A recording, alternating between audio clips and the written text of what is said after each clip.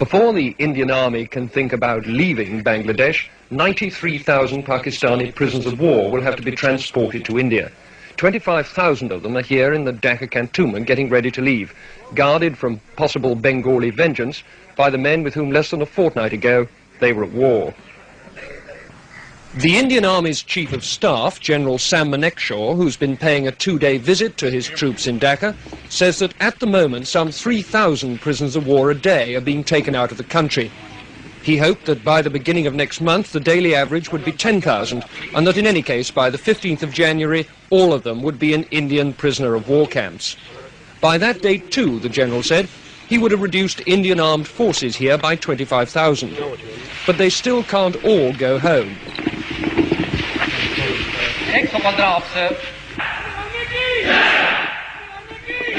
For one thing, they're the only agency in the area capable of seeing that the 10 million Bengali refugees now in India get safely back to Bangladesh.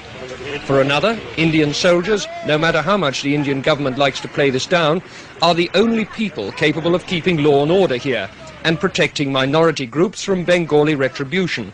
In addition, the army is safeguarding the lives of those Bengalis who ran the civil administration for Pakistan. The Bangladesh government is setting up a war crimes tribunal to try Dr. Malik and his colleagues. Will the Indian Army be told by Delhi to hand them over? I asked Mr. D.P. Dar, Mrs. Gandhi's special envoy to Bangladesh. We are on the horns of a dilemma, I must admit to you. On the one hand, we do not want to do anything which is against the norms of international behavior. Nor do we want to do anything, on the other hand, which would even remotely impinge on the sovereign rights of the Bangladesh government and Bangladesh state. What does that mean in practice? Are you going to hand people over to a war crimes tribunal or not? That means, for the time being, that the position is being legally examined. As any victorious army would be, Indian armed forces are now deeply involved for the foreseeable future in the way this new country is going to develop. Richard Lindy, News at 10, Dhaka. The train is on its way to the river port of Narayanganj, a dozen miles away. The operation began long before dawn. At the cantonment siding, Brigadier H.S. Clare supervised the loading of the train. Like all Indian commanders, he'll be glad when these POWs have all been safely moved across the border. Here they're a potentially dangerous cause of friction with the local population. The train was well guarded by Indian soldiers in case of any hostile demonstration by Bengalis. What's the attitude of these people on this train? Are they glad to go or what? No, they're happy to get away from here.